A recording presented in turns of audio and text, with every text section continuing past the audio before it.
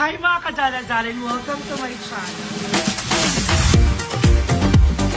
Fresh ng girl night!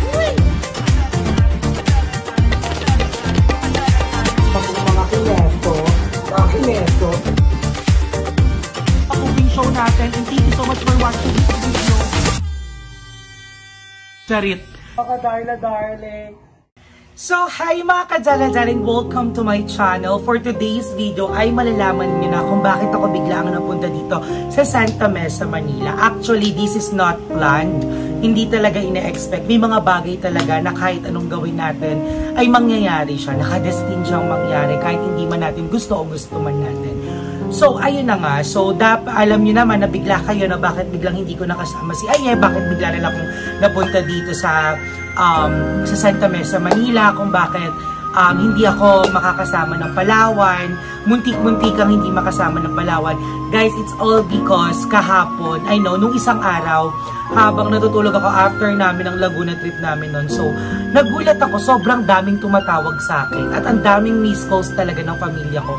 So yung lola ko, yung mama ko, yung tita ko dito at yung tita ko na sa Australia, they all been calling me so many times. Hindi ko alam kung bakit until tinawagan ko sila agad.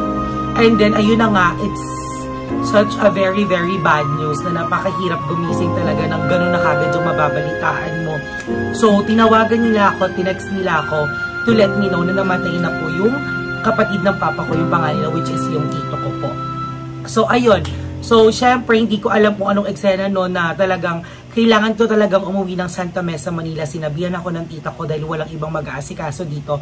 Kasi ngayon lola at lolo ko lang ang magkasama dito sa Santa Mesa, Manila. So, kaya nung araw na yon talagang sabi ko, nagpaalam mo ko, ayan, I need to go here in Santa Mesa para asikasuhin lahat ng mga eksena dito. Para nga sa pagbuburol ng tito ko, pag-aasikaso ng katawan, yung mga paperworks kailangan para dun sa, alam mo yon sa purinarya, sa buburulan, tapos susunod nun yung pagdilibigan. So, ayun na nga. So, yung tito ko po ay pumanaw nung isang araw, December 4th, dahil na-heart attack daw. So, nakalagay kasi dun sa death certificate niya is cardiac arrest. So, ang nangyari is, kinuwento sa akin ng tita ko dito na parang bigla na lang daw nawala ng malay, and then after that, na-paralyze yung half body niya. And then after nun siguro ay hindi ginayanan, na nervyos, kinabahan. Ayun, sa kasamaang palad, pumanaw na rin po siya agad. And then, yun na nga, so ang dami din nagsasabi sa akin ng mga kamag-anak ko na baka sinama na rin sila ng papa ko. Kasi nga, if ever man na makakasurvive siya that time, ang mag-aalaga lang sa kanila dito sa Santa Mesa ay yung lola at lolo ko, at alam din nang may hihirapan siya. Tapos ay napag-isip-isip ko nga rin na parang siguro sabi ni Papa na, Tol, sumama ka na sa akin kasi pahihirapan mo lang yung dalawang matanda dyan na dapat ikaw yung mag-aalaga ngayon, ikaw yung aalagaan nila. And I know everything happens for a reason. Sobrang lungkot ng lola ko kasi paborito niyang anak yon. And then, iyak siya ng iyak even though sabi ko, wag ka na umiyak ng todo kasi nga, mahirap yan. Dahil, syempre, matanda na rin siya, and then, hindi rin niya masyadong, alam mo yon, kinakabahan din ako na baka hindi niya matake yung pagkawala nga ng anak niya. But, kaya pinapunta rin ako, sabi ng tita ko, tignan ko daw yung lola ko hanggang sa mailibing kasi nga baka umiyak, tapos baka kung anong mangyari kasi nga sobrang, alam mo yun, lungkot. And then, ayun, yun ang reason kung bakit po ako nasa Manila. Dahil para asikasuhin nga po yung pagbuburol at yung katawan ng tito ko hanggang sa paglibing. So, yun guys, and I'm so sorry kasi nga, diba, hindi nga ako nakapag-upload kahapon kasi sobrang lala talaga ng ginawa namin kahapon. So, alas 6 hindi na ako nakatulog doon, nagising kasi ako ng mga 2 AM nung isang araw, and then after nun, wala nang tulog. Alas 9, nag-asikaso na kami, pumunta na ako sa purinarya, pinuntahan yung mga offices na ganito. Kasi dito pala sa Manila is meron, libreng, alam mo yon yung burial assistance, may libreng paburol ang mga politiko dito. And I'm very happy kasi yung sa kapatid ko din, na siya yung anak ni Papa, na pangalan ni Papa, na siya yung nag-asikaso nun para mailapit kami sa burial assistance para wala na nga kami bayaran sa purinarya. And then thank you sa'yo. And then yun nga, so talagang walang tulog ang darlings nyo. Sobrang pagod talaga ako kahapon.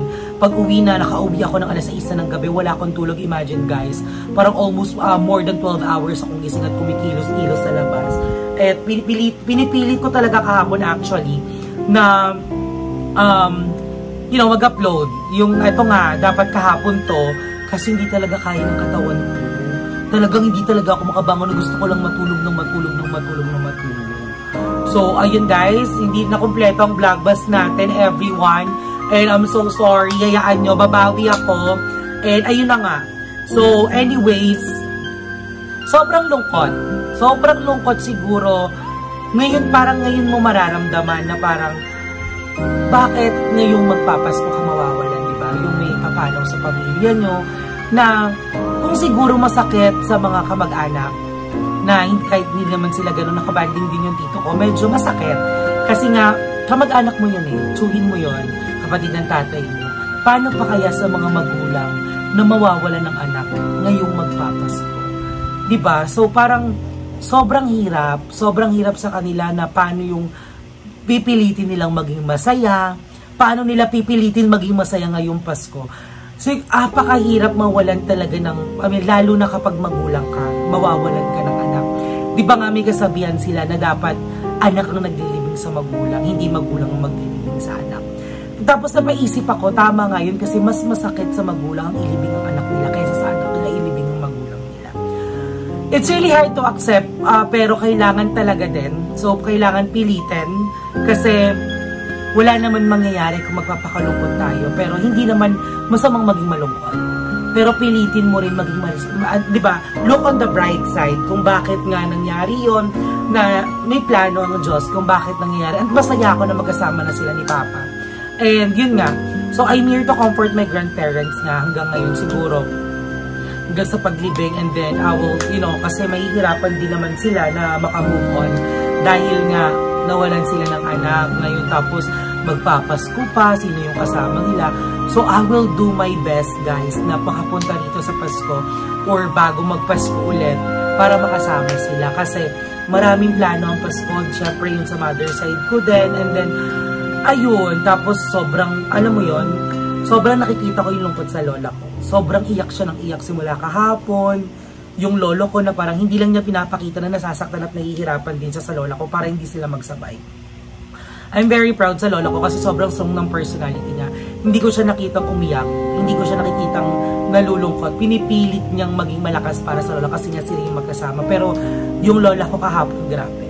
Grabe yung breakdown niya na sabi niya na, hindi ako umiyak ng ganito sa tatay mo, tapos iyak siya ng iyak, tapos kinakabahan ako, pero sabi ko, ano ba, tumigil ka na, wala namang magagawa yan, kung iiyak ka ng iiyak, ano ba, may buhay pa ba yan kapag iniyak mo ng iniyak, paano kung ikaw, matanda ka na isipin mo, diba, ang tanda-tanda mo na, iyak ka ng iyak ng ganyan, sumisikip yung dibdib mo, o anong gagawin natin, sabi ko sa kanya ganon, pwede ka namang umiyak, pero wag mong itodo ng ganyan, tapos pumasok yung lolo ko, eto nga, comedy pa yung lolo ko, diba? Kung di ba naman, hindi ko natiis, natawa talaga ako. Sabi ng lolo ko, ano? Iyak ka ng iyak? Gusto mo hindi ko na ipaburol yung anak mo, ikaw na iburol ko doon. Laro, talak siya.